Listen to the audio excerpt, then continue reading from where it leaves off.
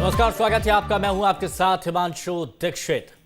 Corona के कोहराम, खासकर नए स्ट्रेन आने के बाद लोगों में हड़कंप मचा हुआ और इस बीच कोरोना वैक्सीनेशन को लेकर सरकार अपनी तैयारियों में जुटी हुई है। अच्छी खबर यहां पर यह है कि वैक्सीन का ड्राई रन देश भर में किया जा रहा है। भोपाल के 3 सेंटर और छत्तीसगढ़ के 7 जिलों में भी ड्राई रन किया गया है। और अब खबर है कि 6 या 7 जनवरी से देश भर में वैक्सीनेशन की प्रक्रिया को शुरू किया जाएगा और पहले फेज में 3 करोड़ लोगों तक वैक्सीन पहुंचाने का लक्ष्य रखा गया है। जाहिर है काम यह बहुत बड़ा है और इसी पर आज चर्चा करेंगे कि किस तरह से इसे अंजाम तक पहुंचाया जाएगा और प्रदेश सरकारों ने किस तरह की तैयारी की है। साथ ही ये जानने की कोशिश करेंगे कि ड्राई रिपोर्ट कितनी पॉजिटिव है। कुछ मेहमान हमारे साथ मौजूद रहेंगे, पहले रिपोर्ट देखिए। ये वो तस्वीरें हैं जिनमें भविष्य की उम्मीदें हैं। देश में कोरोना का पूरी तरह खात्मा कैसे होगा, ये उसी का ट्रेलर है। देश भर के 125 जिलों में 285 सेंटर्स पर कोरोना वैक्सीन के टीकाकरण का ड्राई रन अभियान चलाया गया ताकि किसी तरह की कोई चूक, कोई कमी न रह जाए। एक दिन में 9 से 5 वो बूथ काम करेगा और हम उसमें 100 लोगों से ज्यादा बिल्कुल नहीं लेंगे और उन्हीं को लेंगे जो रजिस्टर्ड हैं। अगर मान लो उस दिन 80 लोग ही आते हैं तो हम 20 कोई एक्स्ट्रा नहीं लेंगे, हम 80 ही करेंगे। बाद में इनके लिए टाइम रीशेड्यूल करेंगे। मध्य प्रदेश और छत्तीसगढ़ में भी ड्राई रन किया गया। भोपाल में 3 जगहों पर ड्राई रन हुआ। LN medical college, Govindpura PHC और गांधीनगर PHC में तैयारियों को कसौटी पर कसा गया। देखा गया कि वैक्सीनेशन को लेकर भोपाल कितना तैयार है। आज ड्राई रन में हमने देखा कि जो व्यवस्थाएं हैं वो एकदम सुचारू हैं और हम पूरी तरह तैयार हैं। जिस दिन भी वैक्सीन आएगा हम नीचे तक उसको पहुंचा पाएंगे। वहीं छत्तीसगढ़ के 7 जिलों में वैक्सीन का ड्राई रन हुआ। रायपुर, सरगुजा, दुर्ग, बिलासपुर, राजनांदगांव, बस्तर और गुरेला पेंड्रा मरवाही में ड्राई रन हुआ। स्वास्थ्य मंत्री TS सिंहदेव ड्राई रन का जायजा लेने के लिए खुद मौजूद रहे। छत्तीसगढ़ के स्वास्थ्य विभाग का अमला तैयार है और कोई भी ऐसी कमी आई या गलती आई उससे हम सीख के अपने आप को लगातार सुधारते जाएंगे। अभी तैयारी ठीक दिख रही है। अब आपको ये भी बताते हैं कि आखिर इस ड्राई रन का मकसद क्या है, इसमें किन तैयारियों को परखा जा रहा है। हर जिले में कैसे लोगों तक वैक्सीन पहुंचेगी, वैक्सीन के लिए आने वालों का वेरिफिकेशन कैसे होगा, जिन्हें टीका लगेगा उनके बारे में जानकारी कैसे इकट्ठा होगी, कोविन एप्लीकेशन कैसे इस्तेमाल होगा, स्टोरेज, लॉजिस्टिक, इंटरनेट कनेक्टिविटी कैसे होगी। थोड़ी सी घबराहट थी, लेकिन हमारे सर और मैडम ने हमको पहले से ही रेडी करा हुआ है, क्योंकि जब तक हम लोग आशा कार्यकर्ता आगे नहीं बढ़ेंगे तो हम लोग आम पब्लिक को कैसे रेडी करेंगे वैक्सीन लगवाने के लिए। बहुत खुशी हो रही है क्योंकि कोरोना काल में हमने बहुत बेकार समय देखा है और बहुत से हमारे परिजन और अपनों को जाते हुए देखा है, तो उसके आने से खुशी है कि उससे हम और हमारे बच्चे और हमारा समाज सब सुरक्षित होंगे। वैसे इस वैक्सीनेशन को लेकर कई तरह की अफवाहें भी उड़ रही हैं। ऐसे में स्वास्थ्य मंत्री डॉक्टर हर्षवर्धन खुद सामने आए और साफ किया कि किसी भी अफवाह पर ध्यान देने की जरूरत नहीं है। मेरा देश के लोगों को ये अपील है कि किसी भी अफवाह में ना जाएं। देश वालों को याद दिलाना चाहता हूं कि पोलियो इम्यूनाइजेशन में भी बहुत सारी इस तरह की अफवाहों को फैलाया गया था, लेकिन धीरे धीरे देश के हर व्यक्ति को ये जो भी अफवाह से पीड़ित होने की संभावना थी उनको रियलाइज़ हुआ कि भाई बच्चों को अगर अपंग और अपाहिज होने से बचाना है तो ये पोलियो की वैक्सीन लेना ज़रूरी है। कोरोना वैक्सीनेशन मिशन बेहद बड़ा है। आइए आपको ये भी बताते हैं कि पुणे के सीरम इंस्टीट्यूट से आप तक वैक्सीन कैसे पहुंचेगी। सीरम इंस्टीट्यूट से वैक्सीन रीजनल सेंटर जाएगी और रीजनल सेंटर से राज्य मुख्यालय से वैक्सीन जिला मुख्यालय पहुंचेगी और जिला मुख्यालय से वैक्सीन सेंटर तक पहुंचेगी। जाहिर है काम बहुत बड़ा है, लिहाजा इसके लिए तैयारी भी बड़ी चाहिए और इसीलिए पूरे देश में एक साथ ड्राई रन को अंजाम दिया जा रहा है। मकसद टीकाकरण के दौरान आने वाली चुनौतियों की पहचान पहले से ही की जा सके, योजना और उसके क्रियान्वयन के बीच की कड़ियों को पहले से ही परखा जा सके। Team news state. तो लंबे वक्त से पूरा देश परेशान होता हुआ आया है, लेकिन अब एक उम्मीद की किरण यहां पर नजर आ रही है। कोवैक्सीन की बात यहां की जा रही है। कोरोना वायरस जिसने सबको परेशान किया, क्या तैयारियां हैं, क्या रूपरेखा है और क्या कुछ आने वाले वक्त में उम्मीद है, इस पर हम बात करेंगे। कुछ मेहमान मौजूद हैं, आपका तारुफ उनसे कराते हैं। शिव अनुराग पटेरिया जी वरिष्ठ पत्रकार हैं, बहुत बारीकी से अभी तक इस पूरे मामले पर नजर रखी है, वो हमारे साथ इस चर्चा में मौजूद हैं। हमारे साथ डॉक्टर शरद पंडित जी स्वास्थ्य विशेषज्ञ हैं, वो भी हमारे साथ जुड़े हुए हैं, हेल्थ एक्सपर्ट हैं। हमारे साथ में इस चर्चा में छत्तीसगढ़ राज्य के स्वास्थ्य मंत्री TS सिंहदेव जी इस चर्चा में मौजूद हैं और विश्वास सारंग जी चिकित्सा शिक्षा मंत्री मध्य प्रदेश के, वो भी हमारे साथ इस चर्चा में शामिल है। आप सभी का बहुत बहुत स्वागत है। सबसे पहले TS बाबा, देखिए ड्राई रन आज से शुरू हुआ है। छत्तीसगढ़ में भी बहुत से लोगों को उम्मीद है, खास तौर पर उन कोरोना योद्धाओं को, उन वॉलंटियर्स को जिन्होंने अपनी जी जान लगा दी लोगों को सही करने में। उन्होंने अपने सर्वस्व न्यौछावर यहां पर किया है और दिन रात मेहनत में लगे रहते हैं। क्या तैयारियां आपकी तरफ से की गई हैं कि बखूबी तरीके से ये वैक्सीनेशन आम लोगों में पहुंचे और कहीं कोई दिक्कत ना हो? उसके लिए मैं जानना चाहूँगा।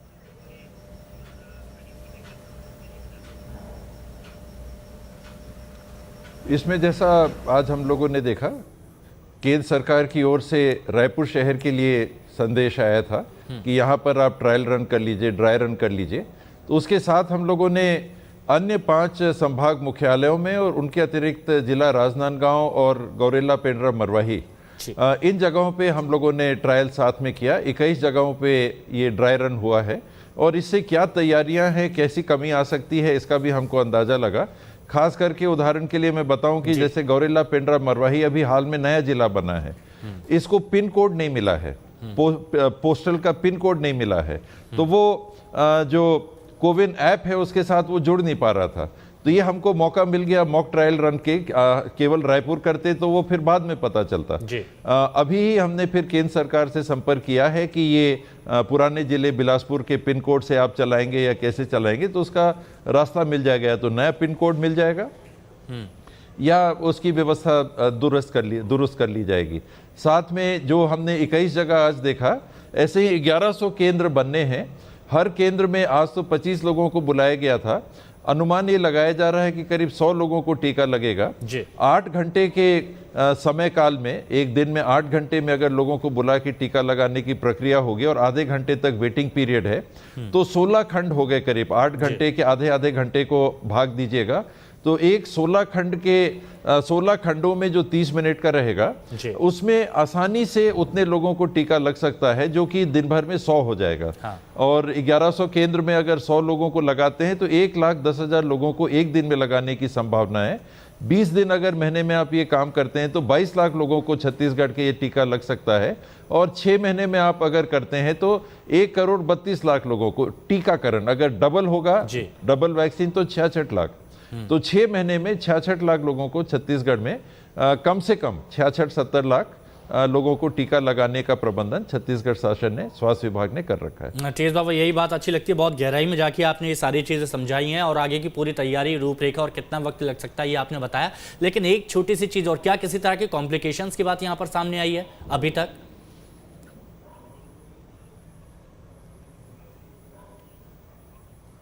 कॉम्प्लिकेशन कोई नहीं है।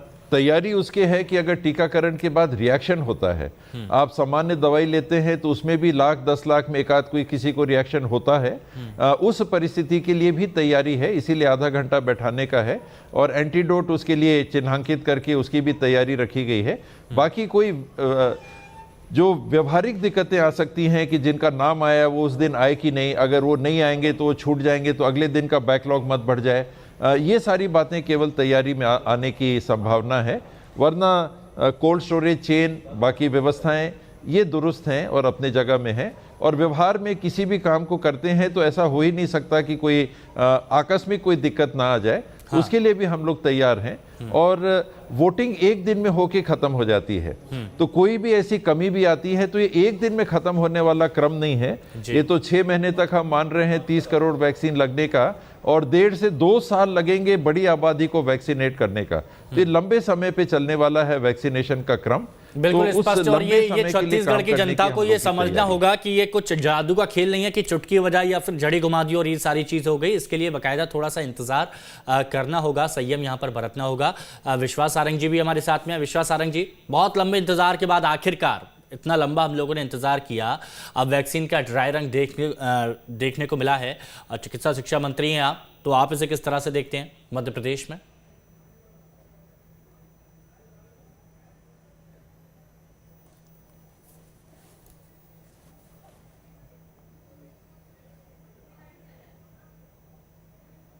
निश्चित रूप से ये इस देश के लिए बहुत प्रसन्नता की बात है कि नरेंद्र मोदी जी के नेतृत्व में इस देश के वैज्ञानिकों ने वैक्सीन बनाने की एक जो बड़ी चुनौती है उसको स्वीकार किया।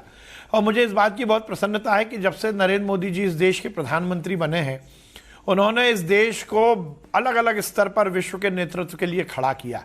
योग का मामला हो या वैक्सीन बनाने का मामला हो, ये देश एक बार पुनः विश्व के लीडर के रूप में स्थापित हुआ। ये हम सबके लिए बहुत प्रसन्नता की बात है।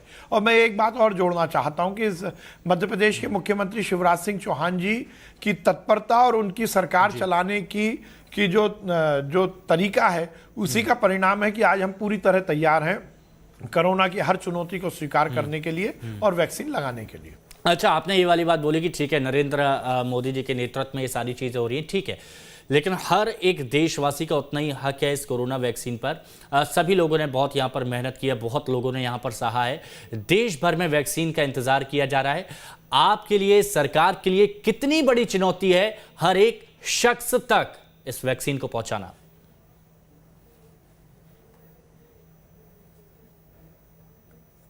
निश्चित रूप से यह बड़ी चुनौती है, क्योंकि वैक्सीन बनाना जितना कठिन है उतना ही चुनौतीपूर्ण है वैक्सीन को लगाना। हम 137 करोड़ के देश हैं, हमारे यहाँ गांव भी हैं, हमारे यहाँ छोटे कस्बे भी हैं, हमारे यहाँ कनेक्टिविटी को लेकर भी बहुत सारे इश्यूज हैं। पर उसके बाद भी देश की सरकार ने जिस तैयारी और जितनी साइंटिफिक तरीके से तैयारी की है, मुझे लगता है ये बहुत बड़ा प्रोग्राम होगा। ये एक अलग स्टडी का विषय होगा कि इतने बड़े देश में वैक्सीनेशन कैसे हो सकता है। और एक बात मैं और जोड़ना चाहता हूं कि अभी तक वैक्सीनेशन आमतौर पर बच्चों में होता है, पहली बार किसी तरह का वैक्सीनेशन ये बड़े लोगों में भी होगा इतने बृहद तरीके से।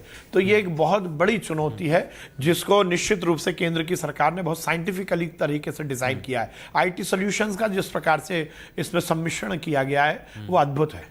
बिल्कुल, ये चीज़ हमने यहाँ पर देखी। अच्छा, स्वास्थ्य मंत्री टीएस सिंहदेव जी भी हैं, तो टीएस बाबा, एक चीज़ और मैं आपसे जानना चाहूँगा। अपने हर मुद्दे पर गंभीरता से अपनी बात रखी है, पूरी प्लानिंग किस तरह से आपने की है, तैयारी किस तरह से की है, ये हम सभी ने देखा है, पटेरिया जी ने भी देखा है।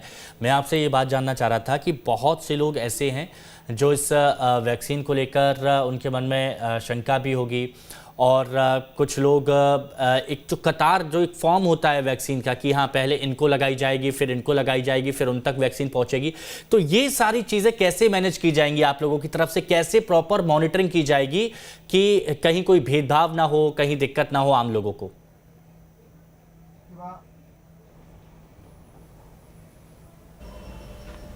मॉनिटरिंग चयन करने के संबंध में अगर है तो जैसे अभी बात हो रही थी कि एक वैज्ञानिक तरीके से किसको मिलना चाहिए, मैं जिसको पसंद करूं उसको पहले दिला दूं, मेरे घर वालों को दिला दूं, अपने रिश्तेदारों को दिला दूं, पार्टी वालों को दिला दूं, ऐसे नहीं वैक्सीन लगनी चाहिए। जिनको सबसे ज़्यादा संभावना है कोरोना के संक्रमण पहुंचने का, उनको सबसे पहले लगनी चाहिए। जो सबसे ज़्यादा कोरोना से प्रभावित हो सकते हैं, कोमॉर्बिडिटी वाले लोग हैं, उनको सबसे पहले लगनी चाहिए। तो ये तरीका है वैक्सीन को पहुंचाने का। और अंतर्राष्ट्रीय स्तर पे जो वैक्सीन बनाई गई है, इसके पहले भी ये सार्स का 8वां, 7वां, 8वां या 9वां रूपांतरण है। सार्स कोविड-2 COV-2 का हमने इसको नाम दिया हुआ है। तो इतने सारे सार्स के वायरसेस को दुनिया के वैज्ञानिकों ने देखा है। और जो रिसर्च उन लोग के पास उपलब्ध था, तब जाके जो 5 से 10 से 15 साल लगते हैं एक वैक्सीन को तैयार करने में, उस वैक्सीन को सफलतापूर्वक लागू किया गया है या उसका आविष्कार कर लिया गया है 5 महीने के अंदर। वहीं पर संशय की बात केवल आती है कि कहीं ऐसा तो नहीं कि हमको ये नहीं मालूम, सही मायने में कोई ये नहीं कह सकता कि इसकी इम्यूनिटी कितने समय तक रहेगी। इसमें कोई संशय नहीं है कि ये लाभकारी होगा। संशय इस बात की है कि इम्यूनिटी 6 महीने रहेगी कि 2 साल रहेगी कि 5 साल रहेगी, तो ऐसी बातें हैं। उसके अलावा कहीं नेगेटिव ऐसा कोई भी ऐसा उदाहरण विश्व में अभी नहीं आया है, और एक भी प्रकरण ऐसा आया कि रिएक्शन असामान्य दिख रहा है, तो वैक्सीन का उपयोग वहीं का वहीं रोक दिया जाएगा। हाँ ठीक है। टीएस बाबा, बहुत शुक्रिया आपका हमारे साथ जुड़ने के लिए, वक्त देने के लिए, और उम्मीद यही है कि कहीं कोई भेदभाव वाली ऐसी बात ना हो, हर किसी को उनका हक मिले, क्योंकि सभी लोगों ने बहुत कुछ सहा है। बहुत शुक्रिया। डॉक्टर शरद पंडित जी, थोड़ी देरी हुई आप तक पहुंचने में, लेकिन अब मैं आपसे जानना चाहता हूं, क्योंकि आप बाकायदा सिस्टम को समझते हैं, हमारे स्वास्थ्य विभाग को किस तरह से काम किया जाता है, किस तरह से एक्टिव है ये, तो आप इसे कितनी बड़ी चुनौती मानते हो, और आपको क्या लगता है कि ये जो ड्राई रन शुरू हुआ है, कब तक रिलीफ मिल सकता है आने वाले वक्त में, और कितना वक्त लग सकता है इसमें?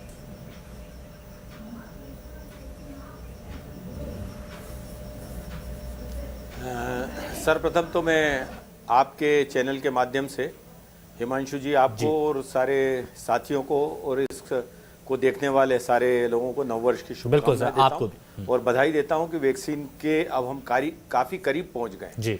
और ये जी, और वैक्सीन जो टीकाकरण के संबंध में जो है, बहुत ही संवेदनशीलता से, समझदारी से हमको आगे बढ़ना है।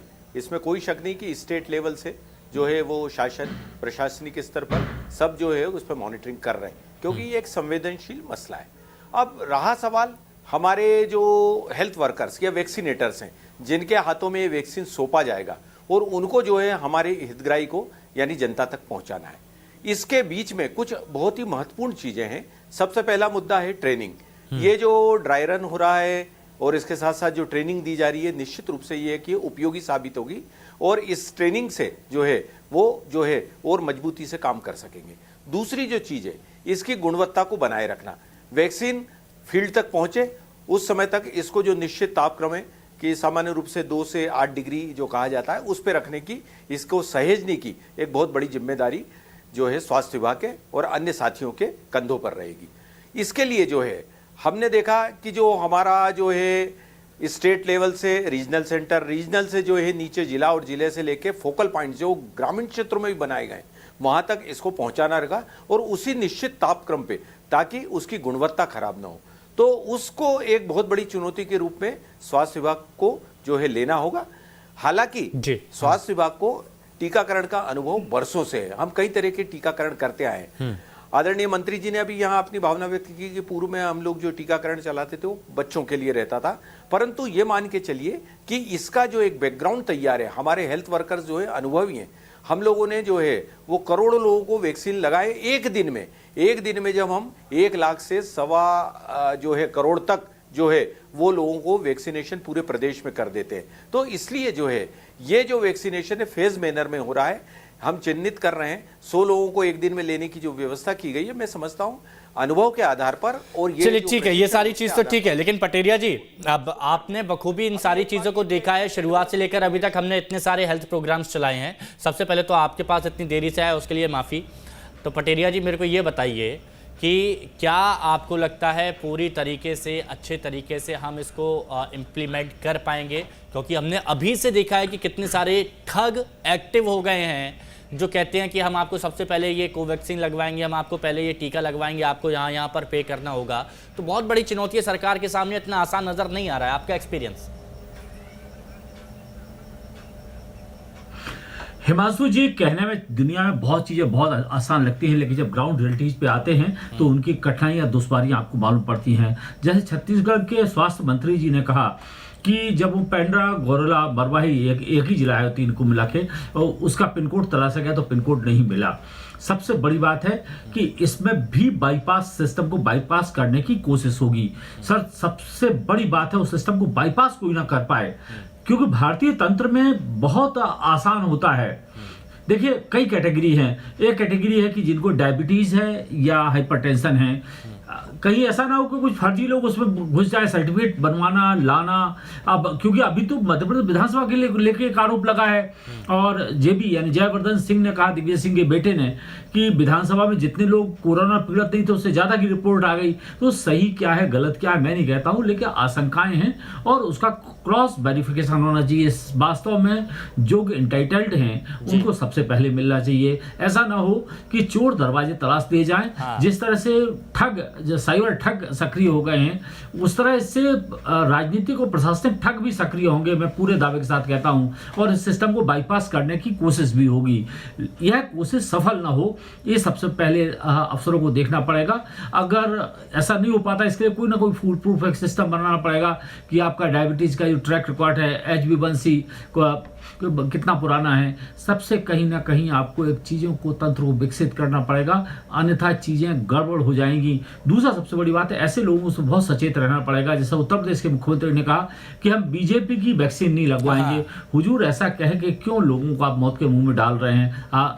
तो ऐसे लोगों से भी आपको सावधान रहना पड़ेगा। पिछले दिनों कुछ मौलानाओं की तरफ से कहा गया कि इसमें जेसुअर का जिलेटिन है, हम नहीं लगवाएंगे। तो ऐसे लोगों से भी आपको सावधान रहना पड़ेगा। आपने जो प्राथमिकता की बात की ना पटेरिया जी, जो आपने प्राथमिकता की बात की ना, मैं चाहता हूं कि खुद इसका जवाब विश्वास सारंग जी दे दें। विश्वास सारंग जी, फिलहाल 3 सेंटर पर ये ड्राई रन हुआ है, आगे से बढ़ाया जाएगा कि नहीं? और साथ ही एक सवाल और आपसे पूछना चाहूंगा, दोनों के एक साथ जवाब दे दीजिएगा। क्या केंद्र की तर्ज पर ही प्रदेश में वैक्सीनेशन, प्रदेश में प्राथमिकता के आधार पर ये वैक्सीनेशन होगा? जवाब दे दीजिए।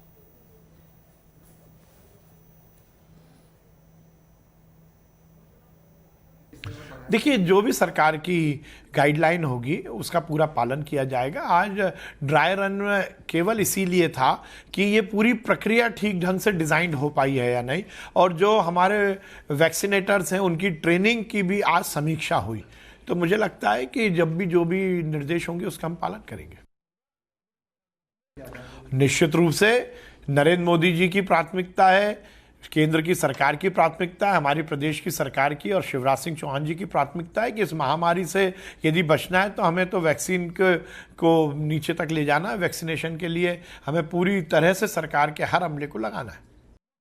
पंडित जी भी हैं, डॉक्टर शरद पंडित जी, देखिए सरकार ने क्या तैयारी की है, क्या प्लानिंग है, ये तो सामने यहाँ पर जिक्र किया सारंग जी ने भी, स्वास्थ्य मंत्री TS सिंहदेव जी ने भी, लेकिन आप कुछ चाहते हैं कि इसमें सरकार को कुछ विशेष बातों का ध्यान रखना चाहिए। आपकी नज़र में वो क्या होना चाहिए जहाँ पर सरकार को थोड़ा सा और ध्यान देना हो, सुधार करना हो?